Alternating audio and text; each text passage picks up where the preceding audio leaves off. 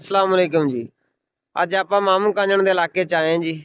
ਇਹ ਰੋਡ ਮਾਮੂ ਕਾਂਜਣ ਤੋਂ ਜ਼ਫਰ ਚੌਂਕ ਨੂੰ ਜਾ ਰਿਹਾ ਤੇ ਦਿਲ ਕੀਤਾ ਬੇਲੀਆਂ ਨਾਲ ਦੋ ਬੋਲ ਸਾਂਝੇ ਕਰੀਏ।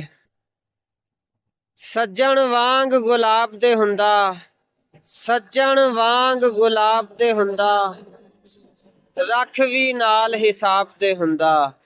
ਮੈਂ ਉਹਨੂੰ ਦਿਲ ਵਿੱਚ ਐਵੇਂ ਰੱਖਿਆ, ਮੈਂ ਉਹਨੂੰ ਦਿਲ ਵਿੱਚ ਐਵੇਂ ਰੱਖਿਆ, ਜਿਵੇਂ ਸੱਜਰਾ ਫੁੱਲ ਕਿਤਾਬ ਤੇ ਹੁੰਦਾ।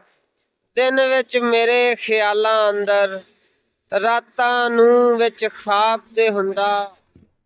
ਦੁਨੀਆ ਸਾਰੀ ਜਿੱਤ ਲੈਣੀ ਸੀ, ਦੁਨੀਆ ਸਾਰੀ ਜਿੱਤ ਲੈਣੀ ਸੀ, ਮੈਂ ਜੇ ਨਾਲ ਜਨਾਬ ਦੇ ਹੁੰਦਾ।